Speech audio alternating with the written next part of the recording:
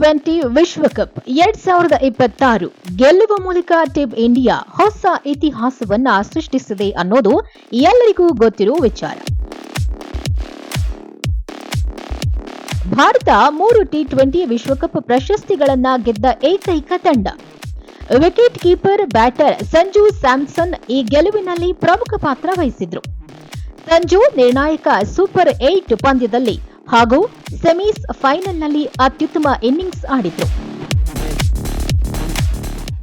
ಸಂಜು ಕೇವಲ 5 ಮ್ಯಾಚ್ಗಳಲ್ಲಿಯೇ 80.25 ಸರಾಸರಿಯಲ್ಲಿ 321 ರನ್ ಗಳಿಸಿ player of the tourney ಹೆಗ್ಗಳಿಕೆಗೆ ಪಾತ್ರರಾಗಿದ್ರು. ಈ ಕ್ರಮದಲ್ಲಿ ಕೇರಳ ರಾಜ್ಯ ಸರ್ಕಾರ ಸಂಜು ಅವರಿಗೆ ಉಪ ಪೊಲೀಸ್ ವರಿಷ್ಠಾಧಿಕಾರಿ ಹುದ್ದೆ ನೀಡಿ ಗೌರವಿಸಿದೆ ಎಂದು ಸಾಮಾಜಿಕ ಮಾಧ್ಯಮದಲ್ಲಿ ಕೆಲವು ಪೋಸ್ಟ್ಗಳನ್ನ ಮಾಡಲಾಗ್ತಿದೆ. ಆದರೆ ಕೇರಳ ಫ್ಯಾಕ್ಟ್ ಚೆಕ್ ಇಲಾಖೆ ಈ ವಿಚಾರಕ್ಕೆ ಸಂಬಂಧಪಟ್ಟಂತೆ ಪ್ರತಿಕ್ರಿಯಿಸಿದೆ. ಇದೆಲ್ಲವೂ ಶುದ್ಧ ಸುಳ್ಳು ಪ್ರಚಾರ. ಕೇರಳ ಸರ್ಕಾರ ಈ ಸಂಬಂಧ ಯಾವುದೇ ಅಧಿಕೃತ ಘೋಷಣೆ ಮಾಡಿಲ್ಲ ಎಂದು ಫ್ಯಾಕ್ಟ್ ಚೆಕ್ ಸ್ಪಷ್ಟಪಡಿಸಿದೆ. ವೈರಲ್ ಆಗ್ತಿರುವ ಫೋಟೋಗಳನ್ನ ಕೇವಲ ಎಐನಿಂದ ರೂಪಿಸಲಾದ ಫೋಟೋಗಳಾಗಿವೆ ಎಂದು ಹೇಳಿದೆ.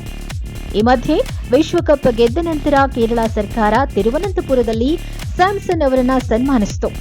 ಕೇರಳ ರಾಜ್ಯಪಾಲ ರಾಜೇಂದ್ರ ಆರ್ಲೇಕರ್ ಮತ್ತು ಮುಖ್ಯಮಂತ್ರಿ ಪಿಣರಾಯಿ ವಿಜಯನ್ ಕಾರ್ಯಕ್ರಮದಲ್ಲಿ ಭಾಗವಹಿಸಿದ್ರು. ಅವರಿಗೆ ಯಾವುದೇ ನಗದು ಬಹುಮಾನ ಅಥವಾ ಉದ್ಯೋಗವನ್ನ ಘೋಷಿಸಲಾಗಿಲ್ಲ. ಇದು ಸತ್ಯ. ಆದರೆ ಎಐ ಬಳಸಿ ಕೆಲವು ಜನರು ದಾರಿ ತಪ್ಪಿಸುತ್ತಿದ್ದಾರೆ ಅಂತ ಹೇಳಿದ್ದಾರೆ.